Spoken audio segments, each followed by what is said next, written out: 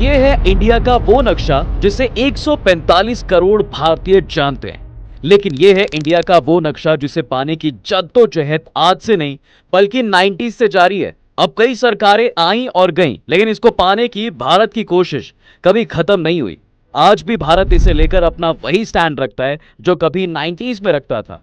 लेकिन सवाल यहां पर यह आता है कि जिस मोदी सरकार के सर मोस्ट इन्फ्लुएंशियल पीएम बनने का ताज सजता है और जो दुनिया के सबसे बड़े लीडर बनते हैं, आखिर वो अपने 10 साल के कार्यकाल में फिर क्यों भारत की तय की गई बाउंड्री को नहीं बढ़ा पाए?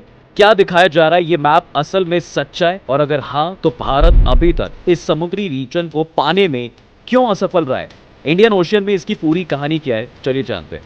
देखिए, भारत की जब भी बात होती है तो जमीनी हिस्से की टेरिटोरियल बाउंड्रीज तो एकदम क्लियर हो जाती हैं, लेकिन जिस हिस्से को हमेशा छोड़ दिया जाता है वो है समंदर। आधे से ज्यादा लोगों को लगता है कि भारत के करीब पड़ने वाला सारे इंडियन ओशन पर असल में भारत का ही अधिकार है, लेकिन सच्चाई से परे जिस तरह से जमीन बटी हुई है उसी तरह से समंदर में भी हर देश का एरिया बंटा होता है।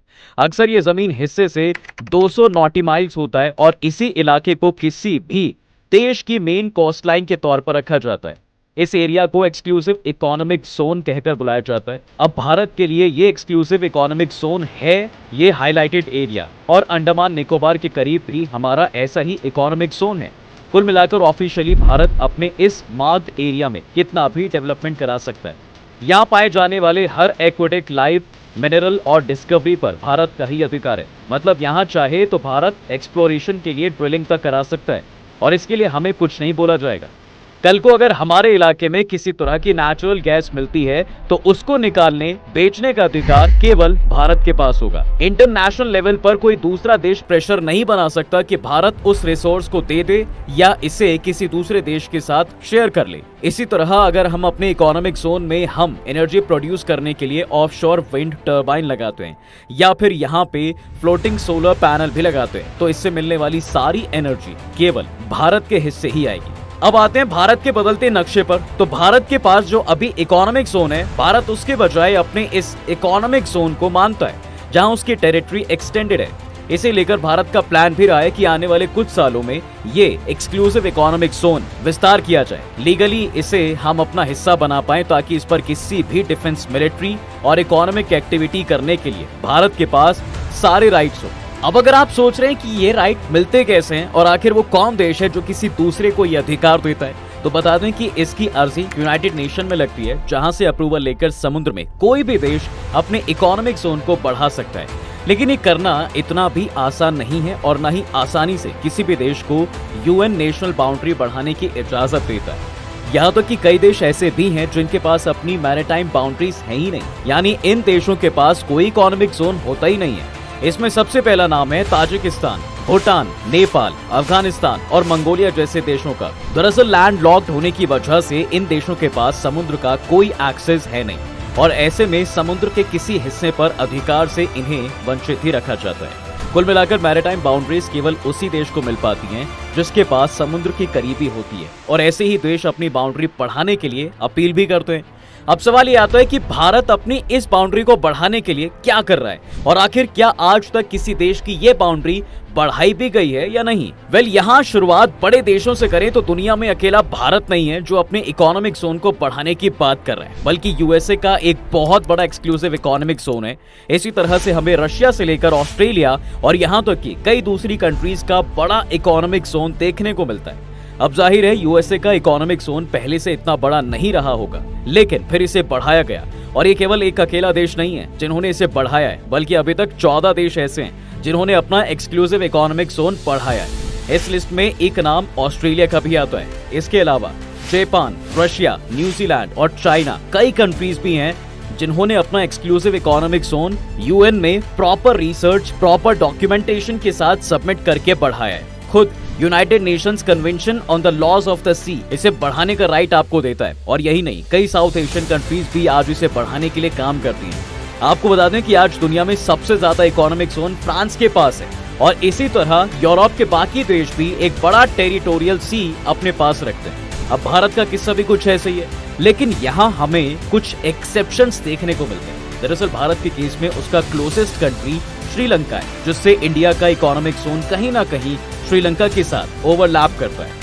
ऊपर से इनके बीच में जो पानी है वो इतना ज्यादा नहीं है, इसलिए इनके लिए यूएन की सी ट्रीटी में साफ लिखा गया है कि जब दो देश बहुत ज्यादा करीब होते हैं तो एक्सक्लूसिव इकोनॉमिक जोन ऐसे देशों में अलग तरीके से बढ़ते हैं। भारत और श्रीलंका की भी यही कहानी है। लेकिन अभी आते हैं मेन पार्ट पर कि आखिर भारत अपने इकोनॉमिक जोन को पाने के लिए क्या कर रहा है। वेल, इसके लिए हमारे देश ने 90s से यूएन में अर्जी लगा रखी है, लेकिन केवल ऑफिशियल डॉक्यूमेंटेशन काफी नहीं है, बल्कि हमें ये प्रूव करने की भी जरूरत है कि इस हिस्से पर हमारा अधिकार कैसे है और क्यों ये हमें मिलना चाहिए। अब आप सोच रहे होंगे कि फिर इसे प्रूव कैसे किया जाता है और इसका भारत को फायदा क्या मिलता है। देखिए, भारत के केस में एक्सक्लूसिव इकोनॉमिक जोन को प्रूव करने के लिए सबूत जमीन से ही मिलते हैं। मैप पर जरा यहाँ पर ये देखिए, यहाँ आपको जो कोस्टल लाइन दिख रही है ये इंडिया का लैंड है। यहाँ से मान लो अगर एक मछुआरा आगे जाता है तो धीरे धीरे कानून बदलना शुरू हो जाता है। अगर वो मछुआरा बेस लाइन क्रॉस करके टेरिटोरियल सी पहुंच जाता है तो बिल्कुल वो इंडिया के लॉज के अंडर आता है। ये वो इलाका है जहाँ पे कोई प्लेन नहीं उड़ सकता। इंडिया को कंप्लीट राइट है, यहाँ पे हम ड्रिलिंग भी कर सकते हैं, कॉन्टिनेंटल शेल्फ को एक्सप्लोर कर सकते हैं। फिर 12 नॉटिकल माइल्स क्रॉस करके अगर मछुआरा आगे पहुंच जाता है तो वो पहुंच जाएगा कंटीजियस जोन में। इस जोन में अब देखिए इंडिया एक्सप्लोरेशन ड्रिलिंग तो कर सकता है, मगर जो आसमान के अधिकार हैं वो भारत के पास नहीं होते। तो मतलब कि यहाँ पर कोई कमर्शियल फ्लाइट या कोई और एयरप्लेन है वो यहाँ पे उड़ नहीं सकती। इंडिया ये नहीं कह सकता कि हमारे एयर स्पेस वायलेट किए जा रहे हैं। हाँ, अगर कोई मछुआरा या इंडियन सिटीजन एक बार कंटेजियस जोन के पार करके आगे पहुंच जाता है तो फिर वो प्रॉपर्ली एक एक्सक्लूसिव इकोनॉमिक जोन वाले इलाके तक पहुंच जाता है। ये एरिया 200 नॉटिकल माइल तक खींचता है। कमाल की बात है कि इन तीनों जोन के अंदर चाहे टेरिटोरियल सी हो या कंटीजियस जोन हो या फिर एक एक्सक्लूसिव इकोनॉमिक जोन, इनके नीचे हमें भारत की कॉन्टिनेंटल शेल्फ मिलती है, जिसे काफी हद तक अभी एक्सप्लोर नहीं किया गया। अब ऐसा नहीं है कि भारत की बेस लाइन को क्रॉस करते ही हमारे नीचे केवल स्विमिंग पूल है और सब कुछ बिल्कुल प्लेन है और कोई ऊबड़ खाबड़ धरती नहीं है, बल्कि इसके ऑपोजिट ओशियन में हमें बहुत सारी ऊबड़ खाबड़ धरती मिलेगी जो कि इंडियन कॉन्टिनेंट का ही हिस्सा है। हाँ, ये जरूर है कि कई मील पार करने के बाद भारत की ये कॉन्टिनेंट शेल्फ गायब हो जाती है। इसके आगे ओशियन और ज्यादा गहरा हो जाता है और एक्चुअल में यही वो हिस्सा होता है जो इंटरनेशनल सी बाउंड्री होना चाहिए। भारत आज के समय में भी यही प्रूव करने में लगा है। कई बार भारत इंटरनेशनल लेवल पर ये भी बोल चुका है कि हमारा एक्सटेंडेड शेल्फ जो है वो केवल 200 नॉटिकल मील तक नहीं है, बल्कि ये इससे भी ज्यादा है। कुल मिलाकर अगर कल को यूनाइटेड नेशंस के सामने ये एक्चुअली अगर प्रूफ हो जाता है तो भारत का नया नक्शा ये हो। इस पे हमारा एक्सक्लूसिव इकोनॉमिक जोन 200 नॉटिकल मील से 350 नॉटिकल मील तक पहुंच जाए, खासकर जिसमें हमें समुद्र को एक्सप्लोर करने के लिए एक बड़ी बाउंड्री मिलेगी। मगर इसे पाना इतना भी आसान नहीं जितना सुनने में लगता है। देखा जाए तो ये बहुत बड़ी लड़ाई है जिसे एक ही दिन में नहीं लड़ा जाता।